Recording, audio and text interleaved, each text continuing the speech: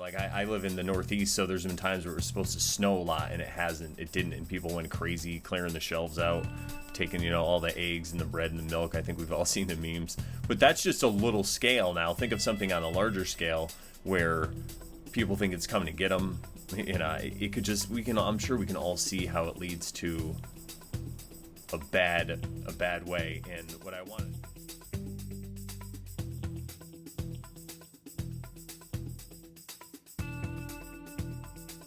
I think any of these people are, maybe they think they're doing something well. They say, maybe they think they're doing something good is what I mean, because like they say, the road to hell is paved with good intentions. I'm thinking about trying to make a meme where there's just a car that's driving off a cliff into hell, and then behind it though, I want to see like behind it where people are paving the road, with golden good intentions, and it's just, we all know where that leads to. All right, looks like the chat's still not up. I'm going to take the time now to let you guys know that I'm going to be playing a couple video clips again, and I'm going to be referencing some articles. So, as always, I'll put the links below, and I want you guys to check them out for yourself.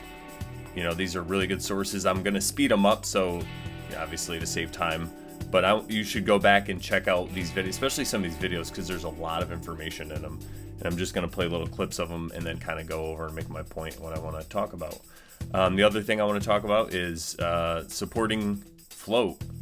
Obviously, if you guys are on Float, if you're watching this and you're not on Float, go to float.app. You can find me. I'm at Brandon Smith. But sign up there. It's a great platform for free speech. It is going to replace basically Facebook, Twitter, YouTube. You can put videos up there. You can put pictures. You can put a blog up there. All kinds of stuff. You don't have to worry about any free speech issues. You can put up whatever you want. They also have encrypted messaging, which is great. So I highly, highly recommend checking them out and downloading the app and getting started. And you can then live stream like me. You could be a hero and try to save the world just like all of us. Okay. I think that's enough for that. And then, support me. You can go to comedylol.com, click on support, and you can support me there through Patreon. There's a link, and then also PayPal. And then right on Float, if you're going through Float, why don't you consider subscribing for $1, $2, $1.50, $10, $1 million, whatever, a month, I deserve it. Look at this work I'm doing. It's hard work. Okay, so today I want to talk about, we talked about last time, I talked about the economy and where I think it's headed. I talked about, let's come back to me. We talked about war and the state of war and how we have troops. Well, when I say we, I'll say the United States government has a presence in so many countries over the world, troops all over. And I was in the Marine Corps myself back in the 90s, so I know I was stationed in Europe. I was in Italy for a while. I was on an aircraft carrier, went to the Middle East. So I know how this works. And what I was trying to get at last time was, if you look back on this, when people look back on this 100 years from now, 500 years from now, if there's still people, and they look back on the events that are transpiring right now, it's possible that they're going to say we're already in the middle of a world war right now, because the way that the United States has occupied at least the Middle East, if things go wrong in Syria, and, I'm not trying to spread doom and gloom. I'm just saying it looks like if we don't turn things around right now, we could be on that path and we could be considered there, at least to people looking back in history. Because I feel that's how we look back on certain things. Anyway, so I wanted to talk about that, and then obviously the economy and how I feel it's kind of hanging on by a string. The Fed just cut rates by 0.5 point in an emergency meeting, which if you don't know a lot about that, I'm not the one to talk to, but look into, like I was talking about last week, Ron Paul and WAM, World Alternative Media, it just put out a great video about that, so you can check that out there. But what I'm going to talk about is the next topic, which is everyone is talking about the coronavirus, the pestilence, the plague. And this is the other part of what I want to talk about with end times, because this is kind of what people think about when they think about end times. And I've coined a new phrase. I'm calling it the Bologna Virus. I'm going to mispronounce Bologna and say Bologna Virus. I put it up on Twitter because so I'm not trying to say people aren't dying, but what I'm saying is, we're going to get into this, but the test methods, the way they're testing it, they're not really sure. And it seems that more people are getting hurt by the fear of this in the way that they're kind of corralling people together, and then the panic. So, like anything else, I mean, if you're a fan of South Park, you'll know that it's mostly humans, not whatever the scary thing is, that cause most of the damage. So I kind of think that's what's going on, and that's where I'm headed. Spoiler alert with my thesis here. So let's. This information is not. Okay, so the first thing I want to talk about with Corona. The line between. All right, lady. The first thing I want to talk about with coronavirus is, if you're not familiar with this, it's Event 201. It was a exercise hosted by the Bill and Melinda Gates Foundation, the World Health Organization, a bunch of other big businesses were there, people who make pharmaceuticals, vaccines, stuff like that. And they had this exercise where they were like, hey, what if an outbreak, they pretended that an outbreak came of a coronavirus, and their scenario was that it came out of Brazil. So we'll get into that a little bit. And but I just wanted to talk about how crazy it is that they were doing this in October of 2019. So last October they had this drill, right? So this is the beginning of it. And this is a video, let's see, I'll bring this up. This is a video by Sparrow. So I would say to check him out, check out this whole video. I'll leave the link below. And so the video he put in here is actually from the website, excuse me. He took it right from the World Economic Forum website. There we go. And this is their actual footage. There's like 5 hours of this. I watched a couple of hours of it. It's pretty crazy. So he picks out some really scary key points, but this is just the beginning. I'm going to play it for you guys. So let me know what you think. Disinformation and misinformation is not always an easy one to find. Governments need to be willing to do things that are out of their historical perspective, or for the most part, it's really a war footing that we need to be on. It can happen quickly. A Marshall-type plan, don't mean to say that exactly, but a Marshall plan that can go into effect can stimulate a change very quickly. The distrust relates to the health system more generally. A step up from the part of the government on enforcement actions against fake news. I think a couple of things we have to consider are, even before this began, the anti-vaccine movement was very strong, and this is something specifically through social media that has spread. Welcome to Event 201.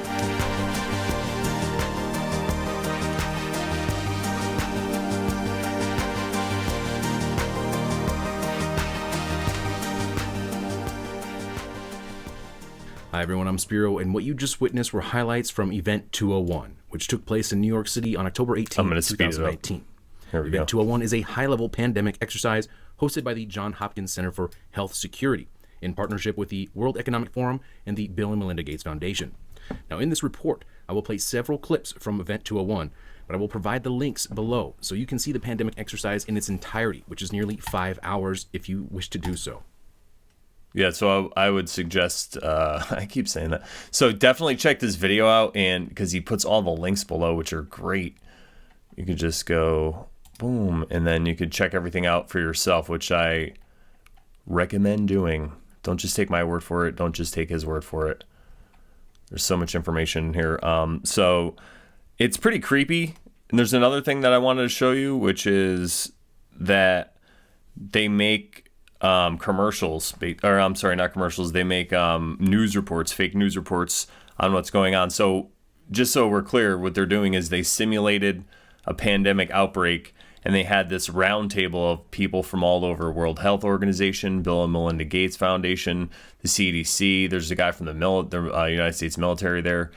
And they have a planned scenario, and then they kind of come up with solutions of what they would do. And then they'll sit down and they watch events unfolding, and they'll watch these fake news reports and then kind of gather information from there.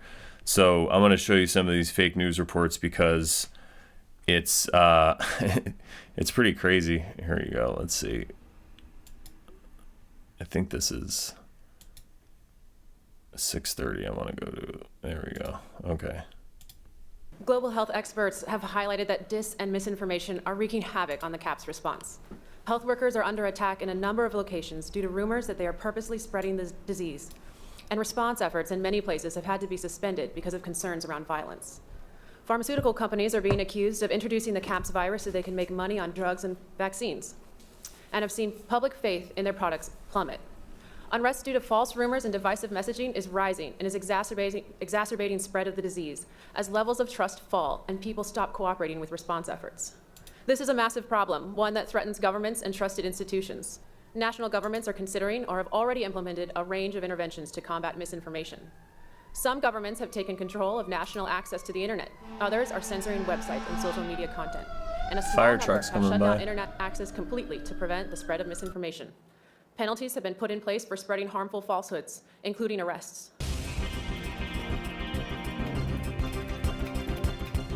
Alarming news emerging from social media companies today about the CAPS pandemic. Twitter and Facebook are reporting they've identified and deleted a disturbing number of accounts dedicated to spreading disinformation about the outbreak. For more on this, we go to our correspondent, Catalina Parks.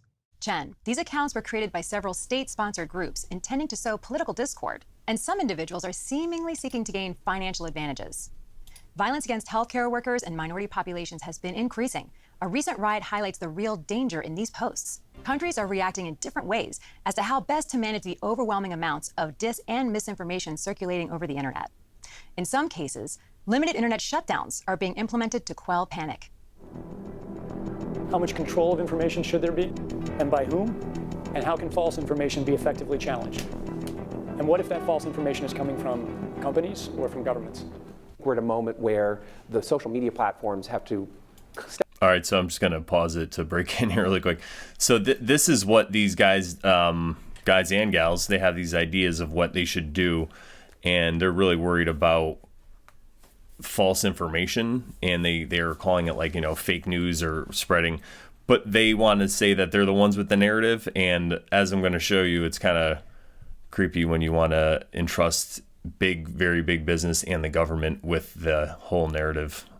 step forward and recognize the moment to assert that they're a technology platform and not a broadcaster is over.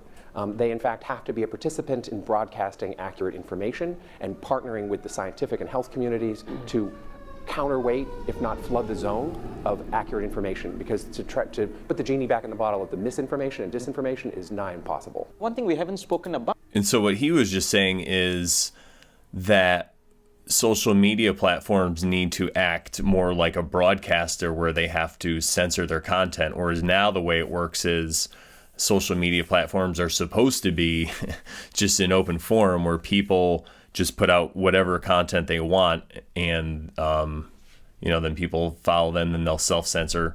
That's how it's set up now, where we are seeing some censorship, obviously, and it's really not supposed to go down that way, and then they just pull these little tricks. But that's what he's talking about. And so, again, I'm highlighting they're using a pandemic to kind of jump on this these draconian measures. And I'm wondering whether it's time to talk about this, is a step up from the part of the governments on enforcement actions against fake news. My team has been monitoring the public response, and on various social media channels and cable networks, there's been some conspiracy theories that are around about the potential that pharmaceutical companies or the UN have released this for their own benefit. So as we move forward, obviously trust in pharmaceuticals and government is very important at this moment, and so as we move. So, and now I'm not sure, whatever your involvement, whoever's listening to this, some people have heard one thing or another, but some people now are saying that this probably is or was released by some sort of government. So what they're doing is they have reports of people reporting on what's going on now. So I don't know, right? It gets a little crazy, and then they wonder why people think you're crazy. Move forward with developing the right scenarios, we have to make sure that the public communication is a major part of that because of these conspiracy theories. As you can see, the subject of dominating and controlling information is a top priority. All right, as I said, go check out Spiro. It's only like an 18-minute video. There's so much more in here. Other commercials, he talks about stats and stuff, but I'm going to leave that up to him. We're going to move on to the next. Being reported by corrupt governments. There we go. we're going to move on to the next thing, which is the Corbett Report. And this came out on March 3rd, so a couple days ago. And he found some really interesting stuff. The first thing is how they count people who are infected. Now, I kind of talked about this in the beginning of the live stream on how they're counting people. And in China, it's very interesting. So listen to what he says. Would have seen on February 12th, 2020, that China was reporting, I believe, 44,000 or so infections from coronavirus. And the next day, they were reporting 59,000, a jump of 15,000 new cases overnight. Incredible. It's going exponential. Here it is, guys. No, as everyone was at pains to point out when this spike happened, even the MSM, this wasn't because 15,000 new people suddenly fell ill with the disease overnight. It was because China had simply changed the way they tested for and clinically diagnosed cases of COVID-19. And so we can, as I say, get the story on this change in methodology from any number of places. For example, Business Insider. China is diagnosing coronavirus patients by looking for ground glass, not literally, in their lungs. Take a look at the CT scans. Thank you, clickbait article headline. Authorities in China's Hubei province reported a dramatic spike in coronavirus cases on Thursday, 14,840 new cases. It was the most cases reported in a single day since the outbreak began in December. The Hubei Health Commission also reported that an additional 242 people had died. But the virus didn't suddenly become more aggressive. Instead, Hubei officials said they changed the way they count cases, rather than relying only on blood tests, which are in limited supply and can take... All right, so you guys heard that, right? They're saying this because they changed the way that they count cases. Days to yield results. Officials have started including diagnoses made via CT scans in their daily case totals. The scans are... So they're using diagnoses that they are making via CT scans. So they find people that have glass in their lungs, they call it, which isn't literal glass, but it looks like it's glass in their lungs. It's a type of pneumonia. And then they're just saying, hey, these people have the coronavirus. All right, here we go. Considered less thorough than a blood test, you don't say. But the New York Times reported last week that doctors in Wuhan, where the virus originated, are running short on test kits. Patients diagnosed via CT scan, what Chinese officials call clinically diagnosed cases, present symptoms of the virus in their lungs, but either haven't been lab tested or died before the test could be administered. So think about what this is saying. Step back for a moment. And now, it isn't even a blood test. They're not looking for nucleic acids. There's no actual identification of a virus of any sort going on. They're looking at CT scans of lungs to identify what they call telltale symptoms of this particular COVID-19 infection. Well, what are those symptoms, and how accurate a diagnosis is this anyway? Well, as this article goes on, it presents the example of how normal lungs appear in a CT scan. All right, that's enough for you guys. You can go and watch the rest of this. Yeah, but that's crazy, right? So I'm sure, like I said, some of you guys might be aware of this. Some of you aren't aware of this. So I'm just bringing you everything that I thought was interesting. And these, again, are facts. These are really trusted sources. You can go to this guy. Check him out, definitely. If you don't know about the Corbett Report, I don't know what you're doing with your life, but go check him out. James Corbett, the Corbett Report. He puts all the links to everything he's talking about. He's super reliable about these things. And I wanted to go to one more part here. So now he's going to bring it back to the swine flu. And this was about 10 years ago. There was a swine flu outbreak in the U.S. and a bunch of people were diagnosed with it. And it was this big scare. And so all these people thought that they had it. But apparently that might not be true. So listen to this. Test has been performed for the presence of the virus in their system. Why is that significant? Precisely because we have precedent for exactly how this type of panic and pandemic panic can spread based on phony reporting of phony numbers without actual tests. And I say that because we have this exact example that came out during the swine flu crisis of 2009. I'm sure you remember that. If not, go back and check the Corbett Report archives for my coverage of it at the time, where I talked about that pandemic non-event and the incredible amount of hype that was generated around it, which helped move the goalpost a little bit further down the football field towards medical martial law and the implementation of the Model State Health Emergency Preparedness Act around the United States, and of course many other countries joining on board, and of course the activation of the public health emergency by the World Health Organization, which, when they flipped that switch, activated billions of dollars in automatic contracts for pharmaceutical companies. And the board members just happened to be sitting on the board of the WHO that decided it was a pandemic emergency. Funny how that works.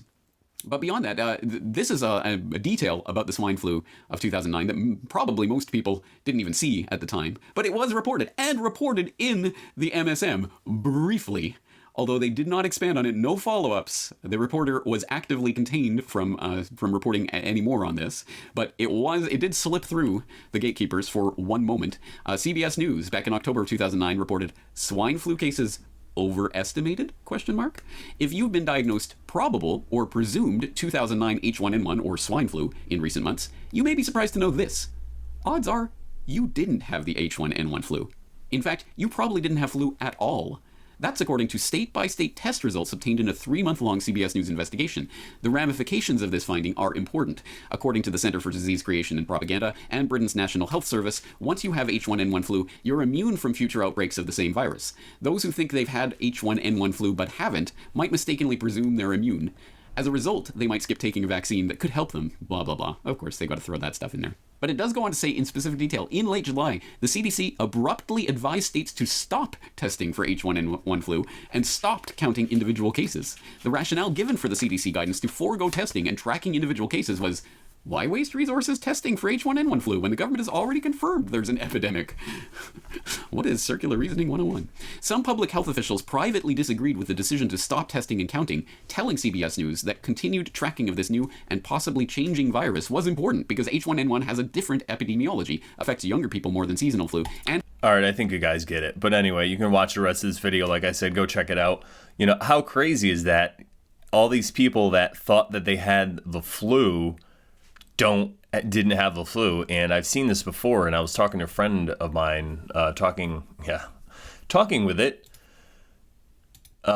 about it with a friend of mine, and I was saying how isn't it crazy, because I remember another friend of mine who said that she had gotten the swine flu, and I'm like, yeah, no, she probably didn't get it. They were just diagnosing everybody with it at the time, and they never told anybody that it wasn't the swine flu.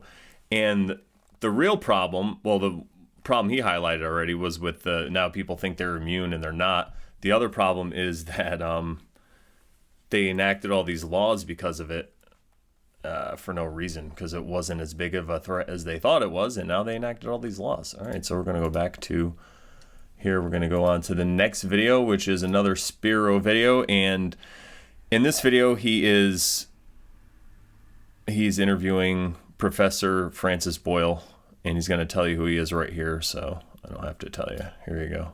Welcome, everyone. I'm Spiro, and I'm very happy to welcome back Professor Francis Boyle to the show.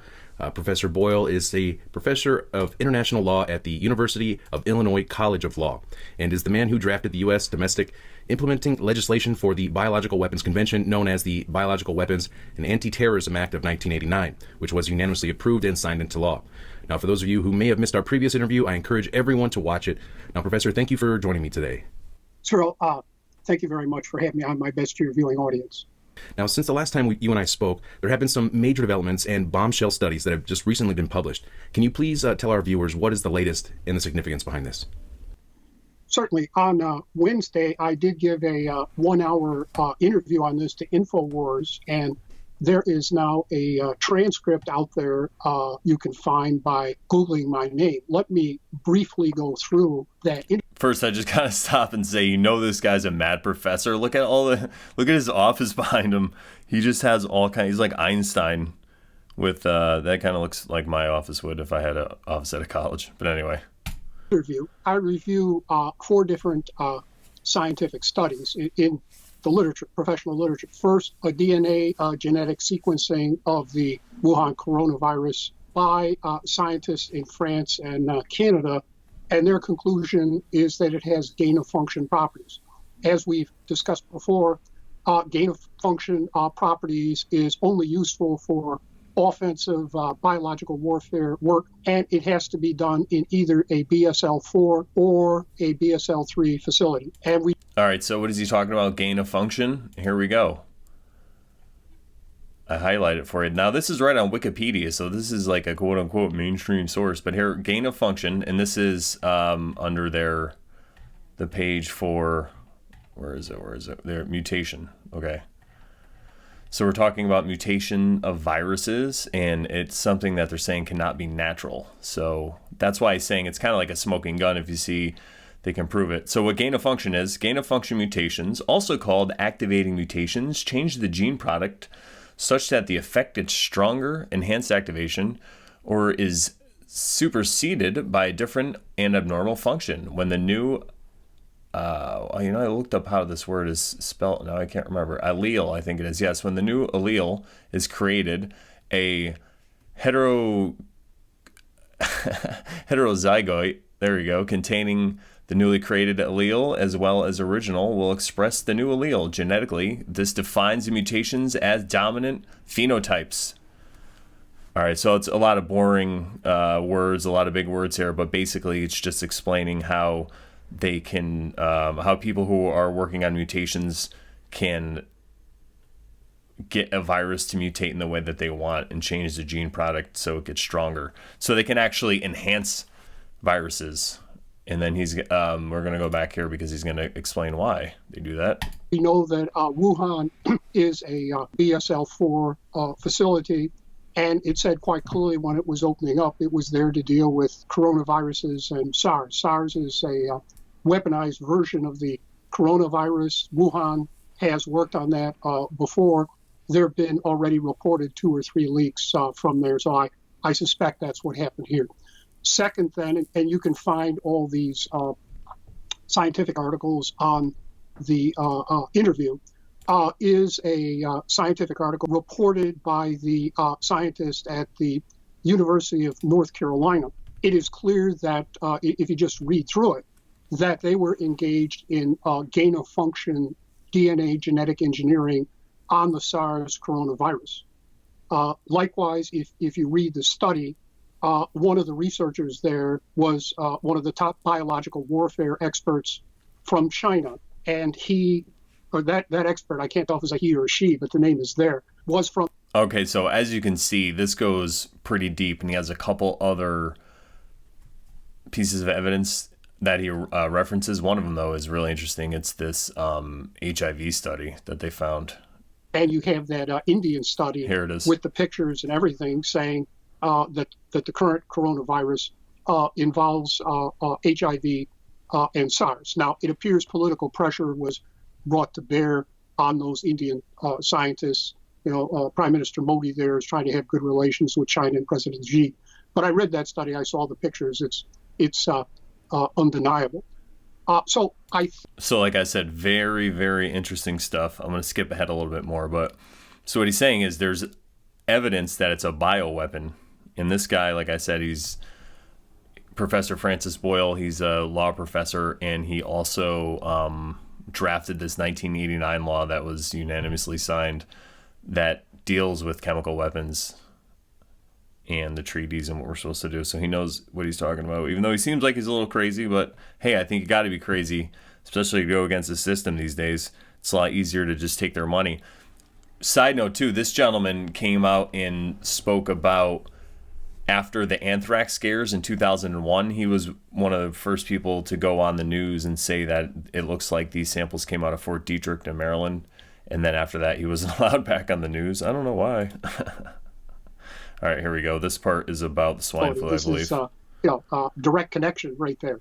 And then these French scientists and the Canadian said, yes, it clearly has gain-of-function properties. And as I said before, that's the telltale sign of a biological warfare agent, which is exactly what we know University of North Carolina was working on. They even admit it. They admit how dangerous it was. They admit they got approval from NIH to do it, and then they got more approval from NIH to continue to do it. So now, Professor Boyle, now that we have this evidence and proof, the smoking gun, as you put it, multiple smoking guns, that the Wuhan coronavirus is in fact a bioweapon, does this mean that there would already be a vaccine potentially, since the virus has been modified or engineered? Wouldn't they have reverse engineered the virus? And if so, why are we not seeing or hearing about this potentially available antidote or vaccine? Well, Spiros, I don't really know if there is an effective vaccine. What happens here, all these BSL-3, BSL-4 facilities, what they do is, and we have 12 BSL-4 facilities I'm not here sure in if the this is actually a spot I wanted to show you guys. I think I might have. Basically, the point I was getting at was him just admitting or just saying that it is a biological weapon. All right, so let's go on to the next video. And so this is the last American vagabond. If you're not familiar with him, you can find him all over, but I'm getting his clip on YouTube, and I will put the link below. He's really great with foreign policy, and then also really good with this coronavirus stuff. And this is a video about the long and sordid history of the U.S. government bioweapons research. So let's see, we're going to 1946 on here. Yeah, like I said, I had all these time set, then had to reset it. There we go. Okay. Now he's gonna be talking about just the history, because okay, it's easy for you to say, well, this looks like a bioweapon, but then people will say to you, why would a government do this? A government wouldn't do this against its own people. You have no evidence. This never happened. Well, listen to this. Now, this knowledge really hasn't been a secret for a long time now. In a classified 1948 report by the Pentagon's Committee on Biological Warfare, the main selling point was that, quote, a gun or a bomb leaves no doubt that a deliberate attack has occurred. But if an epidemic slashes across a crowded city, well, there's no way of knowing whether anyone attacked, much less who. Adding hopefully that, quote, a significant portion of the human population within selected targeted areas may be killed or incapacitated, with only a very small amount of pathogen. So clearly this is something that has been planned for, right? Now, the first paragraph of this article reads, for years, in total secrecy, they studied the black art of bioterrorism. They designed deadly, silent biological dart guns and hid them in fountain pens and walking sticks. They crunched lethal bacteria into suit buttons that could be worn unnoticed across borders. They rigged light fixtures and car tailpipes to lose an invisible spray of anthrax. They practiced germ attacks in airports and on the New York subway, tracking air currents and calculating the potential death toll, right? These are places where individual civilians just were happening by, right? It says, but they weren't a band of Al-Qaeda fanatics or enemies of any kind. They were bio warriors in the U.S. Army Special Operations Division at Fort Derrick, right? Bio warriors who at the same time were testing these weapons on civilians in the U.S. And that's Fort Detrick. He just mispronounced it for you guys that are paying attention. In the United States. Warriors of a certain kind, right? Doesn't sound like warriors to me. It sounds like terrorists, regardless of what country they're working for, and regardless of why they say they're doing it. Now, a U.S. Army operating manual from 1956 stated explicitly that biological and chemical warfare were an integral operating portion of U.S. military strategy, were not restricted in any way, make sure to put that in, and that Congress had given the military, quote, first strike authority on their use. Don't you love that idea? Even today with the first strike authority with nukes, right? We always pretend like this is the group that's trying to, press peace, and right? But they're pretty much one of the only countries I can point to that has a first strike discussion for things like bioweapons and nukes, right? Even though we pretend like bioweapons are off the table, right? That's the foggy aspect of this. Now, in 1959, an attempt by Congress to remove that first strike authority was defeated by the White House. Wonder why? And of course, biochemical weapons from there, the expenditures just increased massively from $75 million to almost $350 million. Clearly, they were going in a very obvious direction of more and creating more research and more testing and more actions with biological research. Now, that was an enormous amount of money in the early 1960s. A lot. And we talked about this in the past of somebody, kind of a notorious figure, who was intricately involved in this. Robert McNamara. The U.S. Defense Secretary, Robert McNamara, executed 150 top-secret bioweapons programs in the late 1960s. Or just throughout the 1960s, rather. Now performing bioweapons experiments and field tests on unwitting public. Sometimes in foreign countries, but most often against American civilians. And again, this is not difficult to look up. We've talked about in the past how the U.S. government has quietly admitted to over 290 times that they've tested biological and chemical research. So I'm just going to pause this just in case you've never heard about this or for the first time, or this is kind of shocking to you. Yes, this is easily provable. Your government, if you live in the United States, has tested chemical weapons. Agent Orange in Vietnam, that was a chemical weapon. That's what that was. That wasn't what they tell you. All right, we're going to keep going. Research on Americans in the United States. It's unreal that we pretend like that's not who we're still dealing with today. All these programs are still there. So considering, let's say, the USS Liberty, right? If this man was openly willing to put American lives at risk to test his biological weapons, which, by the way, is not an opinion, it's not hypothetical. All right, so like I said, this guy is a really great source, so I would, again, highly recommend checking him out. And he leaves links to everything that he talks about, which I love because you can go and research it for yourself. And that's what I'm telling you to do. And that's exactly what he tells you to do.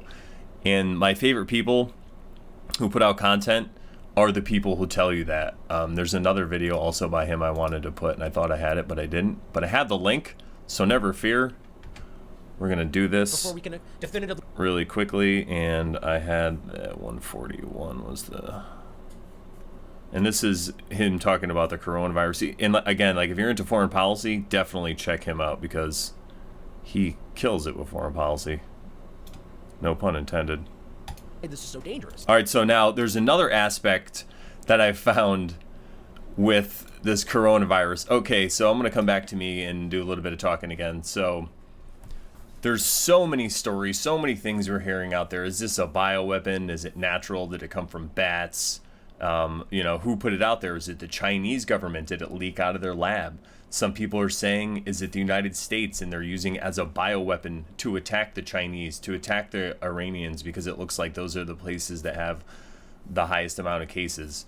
These are some of the theories that are being thrown out there. There's other theories that are saying that it's being used to kind of usher the economic collapse that I was talking about last time. You know, I was talking about the economic collapse. So some people are saying that this will be used as a smokescreen, and it's, you know, if you go to More Laws, More Problems, actually, you know what? This is what we're going to do. We're going to just break script here. Go to my website, and I'm going to show you guys how it's done. This is a meme that I make. So if, this is kind of, I guess, a little bit of a commercial. This is my website. If you haven't checked it out, if you have not seen it, go to morelawsmoreproblems.com. I have a blog here, different articles. All right, so if you go to memes, there's certain memes. There you go. Try not trusting your government. Now, I made this one over a month ago. I think at the end of January when it was hyping up. And I was thinking to myself it was a smokescreen and for something. And I picked something before. I think I put the USMCA, but that, you know, that just seemed to pass and no one even cared. But now it looks like this Wuhan coronavirus is still going, and the financial collapse looks like it might be kind of kicking off. So it looks like I might have been right. Looks like your boy might have been right. Another prediction. And if you go back in my blog, you'll know what I'm talking about. You know, I thought this whole time I was showing my website. I wasn't. Oh, I'm terrible. I'm going to go back. Here you go. Man, I'm bad. There you go. That's what I was showing you guys. This is my meme. So I pop smoke for the global financial collapse, and like I said, I made this one last month. So this is my website. Anyway, if you go to More Laws, More Problems, it'll bring you here. This is the home. All these are pictures that I took pretty much from my cell phone, just like hiking and stuff. And then there's a secret right here at the bottom. If you click on this, it'll bring you to another quick website that I threw up. It's called anarchymeanswithout-rulers.com. So I'm going to throw that website in the chat. And this is me again. And basically it's just a definition of what anarchy means. Oh, the chat is not working on this computer that I have right here. It's on my phone. So it just basically, because, you know, I don't know, most people say when you ask them what anarchy is, they're like, it means chaos. So I just made that simple little website so I could say, no, anarchy means without rulers, and you could send them there. All right, we're going to get back to this presentation. So there's another aspect that I found out about recently. Some people think that 5G might be linked. So I'm sure people watching this, especially on Float, are very aware of the dangers of 5G, or maybe the dangers, we're not even sure. So this is just one aspect of something that you might find interesting in regards to the coronavirus. Here we go. Now, the article's saying the 5G danger can't be overstated. Now, this is exactly what we're dealing with right now, and this is all the stuff that's out there and we know, and yet the government does not care. Now, that either means that they're so incompetent and so negligent, such malfeasance, that they're willing to risk your lives for profit, or there's more of a nefarious agenda there, if that's even possibly more nefarious, to create something to be able to be used against you, if need be. Now, number one, it says 5G danger, hijacking your sweat duct antennae. Just the first one to read. Tell me this doesn't just send chills down your spine. Like the fact that this is what is going to be... Now, again, actually, before I get into that, understand... Oh, wait, hang on. Actually, no, that was one crazy thing, but there was something else. Oh, here we go. There was a paper that he found. Fixed wireless communications Here we at go. 60 gigahertz, unique oxygen absorption properties. This is crazy relevant. Now, this is a scientific study. This is a fact. This is not disputed. Okay, and this is being argued as kind of a positive. Thank you for the super chat. We all miss Keith. He's a good man. Thank you for all your super chats, by the way. Sorry, I'm in the zone here. So the fixed wireless communications at 60 gigahertz, unique oxygen absorption properties. Now, I'm not going to go through all the, that's not the right word, not legally, the scientific jargon in here, but the point is this. Okay, so we're already dealing with a lot of different signals here, but right up before you get to 50 gigahertz is where it like immediately jumps from 0 to immediately 98% of energy absorbed from O2 by 60 gigahertz. That's crazy. So and understand that 60 gigahertz is where we're talking about here with 5G, okay? So the point is that if this were turned on to a certain degree with enough stations all in a specifically close area with a lot of human beings, how is this not going to affect the oxygen intake into their blood? Which is what people are arguing is happening right now. I mean, this is something at the very least that needs to be addressed. This is something that people in official positions need to argue, because this is basic level. Obviously something that we would like, okay, wait a minute, this is very dangerous. Not only just not, and specifically, and this is what she talks about in the video as well, that we're talking about a frequency that was agreed upon. Right, the reason this was agreed upon was arguably because of the effects that it has. Also, remember of where this stuff came from. Now, we're going to get into that. The argument of 5G in and of itself, it comes from a lot of nefarious places. The frequency itself is almost the same as crowd control technology, and this is ultimately where it stems from. And this is something that has to be relevant to us today. Now, before I move past this, I just don't want that to be lost on anybody. The reality of this, the fact that we're talking about a frequency that literally pulls oxygen out of the air. And we're talking about people suffering from symptoms that could easily be explained by lack of oxygen in your blood, including explaining the different nuances that don't add up with the discussion of a virus. Again, such as no fever, such as a dry cough when you're supposed to have pneumonia, such as falling over in the middle of the street. All of these different things perfectly line up with everything. All right, so I think you guys get the picture of what he might be talking about here. So very interesting. And again, this is like a whole, 2.5 hour video, 2 hour and 48 minute video that we have here. So, this is just a little piece of it. He has a lot of other evidence that leads up to it. So I, again, highly recommend checking him out on YouTube. And what I want to talk about with all this stuff is that the solution to all this really is, it's kind of, it has to do with how you react to everything. Because if you react to this fear and you're in this fear mode, like I was saying at the beginning of this live stream, you're going to just add to the chaos that's going on. And that's really when the panic begins. That's really when the real danger begins. Anytime you see a natural disaster, it's usually when people panic. I mean, there's been times where, like I live in the Northeast, so there's been times where it was supposed to snow a lot and it didn't. And people went crazy clearing the shelves out, taking, all the eggs and the bread and the milk. I think we've all seen the memes. But that's just a little scale now. Think of something on a larger scale where people think it's coming to get them. It could just, I'm sure we can all see how it leads to a bad way. And what I want to talk about going forward, and I'm going to have to actually wrap this up soon, so I'm going to definitely make this a 3-parter, but I'm going to get back into Sodom and Gomorrah and what they could have been talking about. Here, let's go to and maybe some ideas here. And just to give you guys, I guess, a little taste of what I might be talking about, when there's a part here when they're talking about the angels are sent before Sodom by Abraham's nephew. To get Abraham's nephew. And the men of the city come. So I know I'll give you a brief recap for Sodom and Gomorrah. So God comes to Abraham and says, I'm going to destroy these cities.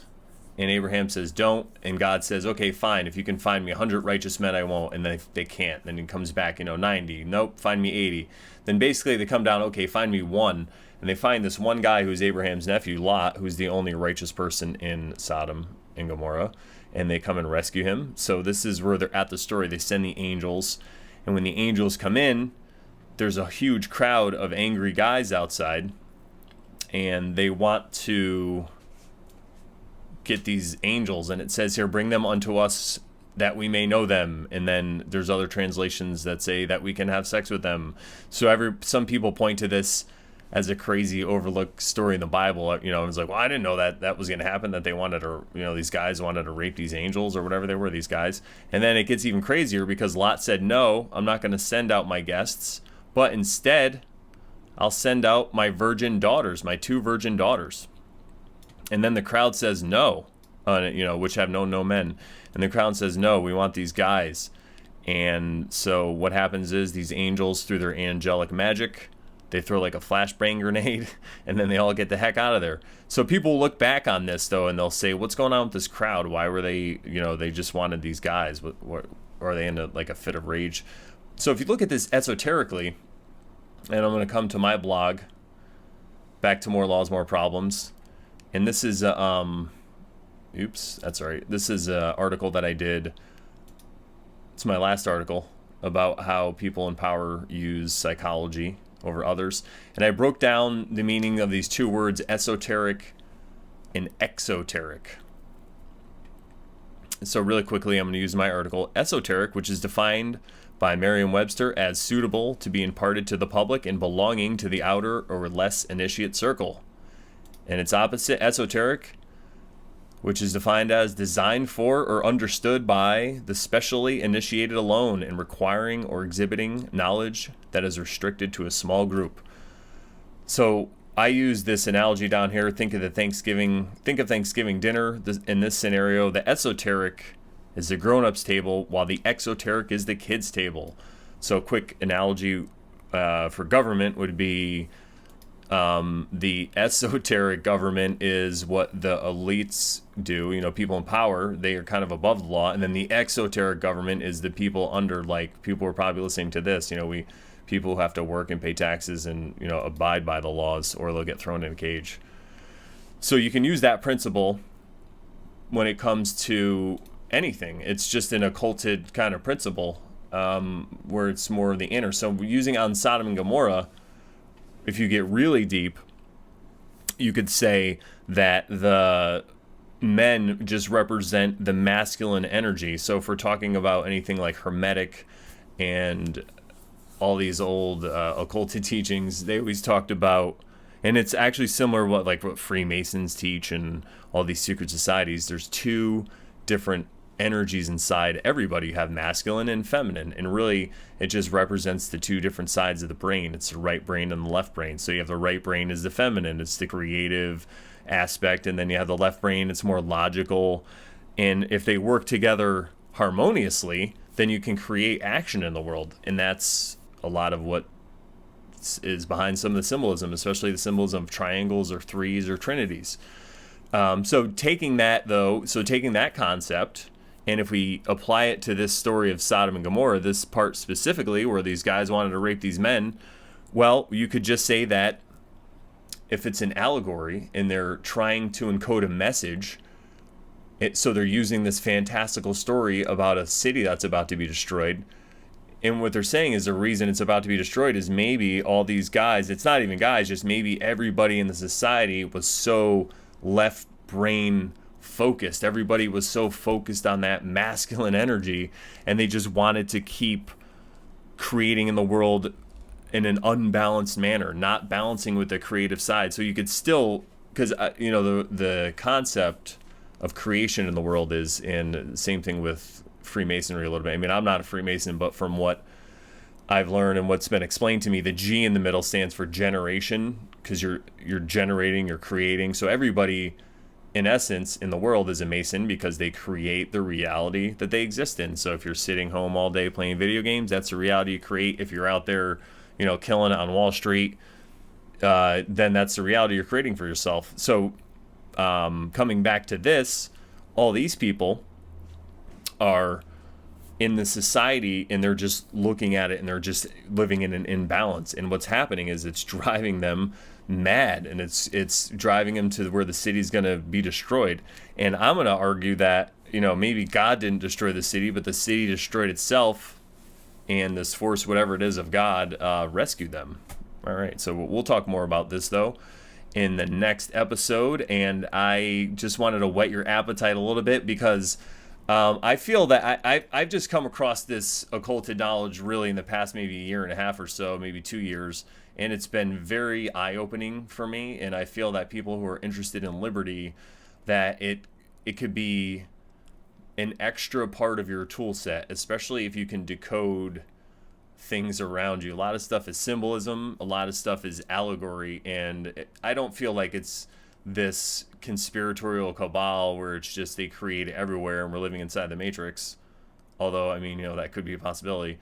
I just think that a lot of people create from their subconscious, which is also the right brain, and they don't have a direct connection with it. So when they're creating, they might encode something and they're not even realize it. It's just done subconsciously. And then if you can get this decoding set from the occult, which means, again, the word occult means hidden, then you could decode it for yourself, and you could be a little wiser and see what's going on around you. And that's how I feel that we could change the world. So hey, I hope you enjoyed this. This is my part about the end times. Are we in end times? And I'm gonna talk about this more in the conclusion. So I talked a little bit about Sodom and Gomorrah and about maybe what they were talking about as far as allegorically and esoterically. So next time I'm going to talk more about the Kali Yuga. I talked about that in episode 1, and then talk a little bit more about what the Hermetic teachings say.